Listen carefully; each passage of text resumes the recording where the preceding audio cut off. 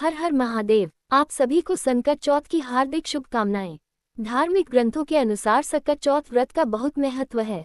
मान्यता है कि इस व्रत का रखने से बच्चों का लंबी आयु प्राप्त होती है और उनके जीवन में सुख समृद्धि बढ़ती है।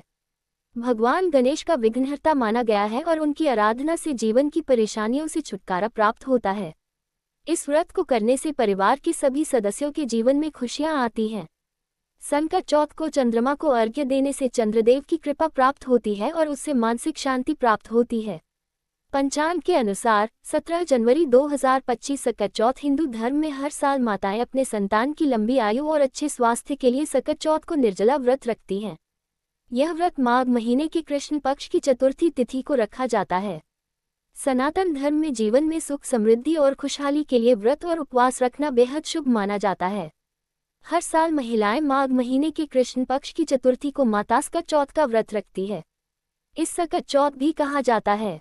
संतान की लंबी आयु और अच्छे स्वास्थ्य के लिए माताएं अपने संतान के लिए यह व्रत रखती हैं और प्रथम पूजनीय देवता गणेश जी की पूजा उपासना करती हैं। तिलकुट का प्रसाद बनाकर गणेश जी को अर्पित किया जाता है। इस दिन चंद्रदेव को अर्घ्य भी दिया जाता है और उनकी पूजा की जाती है। इसके बिना व्रत और पूजन अधूरा माना जाता है। मान्यताओं के अनुसार संकट चौथ का व्रत रखने से जीवन के सारे दुख कष्ट दूर हो जाते हैं और मनोवांछित फलों की प्राप्ति होती है। आइए जानते हैं संकट चौथ की सही तिथि, शुभ मुहूर्त, पूजा विधि तथा चंद्रोदय का समय। कब है संकट चौथ? दृक पंचांग के अनुसार माघ महीने की कृष्ण पक्ष की चतुर्थी तिथि का आरंभ 17 जनवरी 2025 को सुबह 4:06 पर होगा और अगले दिन 18 जनवरी 2025 को सुबह 5:30 पर समाप्त होगा। ऐसे में उदयातिथि के अनुसार 17 जनवरी 2025 को दिन शुक्रवार को संकट चौथ मनाया जाएगा। संकट चौथ के दिन शोभन और सौभाग्य योग का शुभ संयोग बन रहा है। इस दौरान धर्म कर्म के कार्य शुभ फलदायी माने गए हैं। चंद्रोदय का समय संकट चौथ के दिन रात 09:09 चांद के निकलने का समय है। हालांकि अलग अलग जगहों पर चांद निकलने के समय में थोड़ा बदलाव हो सकता है। संकट चौथ पूजा विधि। संकट चौथ के दिन सुबह जल्दी उठें, स्नान आदि के बाद स्वच्छ कपड़े धारण करें, घर के मंदिर की साफ सफाई करें, गणेश जी के साथ सभी देवी देवताओं की पूजा करें और उनकी आरती उतारें। इसके बाद दिन भर निर्जला व्रत रखें। इस दिन गणेश जी को तिल और गुड़ से बने लड्डू का भोग लगाया जाता है, इसलिए तिल गुड़ के लड्डू समेत अन्य प्रसाद तैयार करें। शाम को गणेश जी की पूजा आरंभ करें। एक छोटी चौकी पर लाल रंग का वस्त्र बिछाएं, उस पर गणेश जी की प्रतिमा स्थापित करें। गणेश जी का अभिषेक करें और उन्हें पीले वस्त्र अर्पित करें। इसके बाद गणेश जी की प्रतिमा पर लाल फूल, रोली, मौली, हल्दी, दूर्वा, चंदन, धूप, दीप समेत सभी पूजा सामग्री एकत्रित करें। गणेश जी को सिंदूर का तिलक लगाएं। गणेश जी को तिल गुड़ के लड्डू और अन्य चीजों का भोग लगाएं। गणेश जी के मंत्र ओम गम गणपति नमः का जाप करें। गणेश चालीसा का पाठ करें। श्री गणेश तिलकुटा चौथ की कथा का पाठ करें। चंद्रोदय के बाद चंद्रमा को जल अर्घ्य दें। परिवार के सदस्यों में प्रसाद वितरण करें और स्वयं भी प्रसाद ग्रहण करके व्रत खोलें। संकट चौथ व्रत कथा। एक साहूकार और एक साहूकारनी थे। वह धर्म पुण्य को नहीं मानते थे, इसके कारण उनके कोई बच्चा नहीं था। एक दिन साहूकारनी पड़ोसी के घर गई। उस दिन संकट चौथ था। वहां पड़ोसन संकट चौथ की पूजा करके कहानी सुना रही थी। साहूकारनी ने पड़ोसन से पूछा, तुम क्या कर रही हो?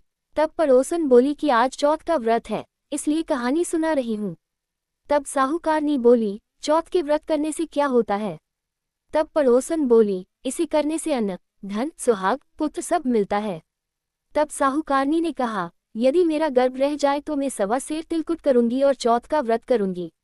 श्री गणेश भगवान की कृपा से साहूकारनी के गर्भ रह गया, तो वह बोली कि मेरे लड़का हो जाए तो मैं 2.5 सेर तिलकुट करूंगी। कुछ दिन बाद उसके लड़का हो गया, तो वह बोली कि हे चौथ भगवान, मेरे बेटे का विवाह हो जाएगा तो 5.25 सेर का तिलकुट करूंगी। कुछ वर्षों बाद उसके बेटे का विवाह तय हो गया और उसका बेटा विवाह करने चला गया, लेकिन उस साहूकारनी ने तिलकुट नहीं किया। इस कारण से चौथ देव क्रोधित हो गए और उन्होंने फिर से उसके बेटे को उठाकर पीपल के पेड़ पर बिठा दिया। सभी वर को खोजने लगे पर वो नहीं मिला। हताश होकर सारे लोग अपने अपने घर को लौट गए।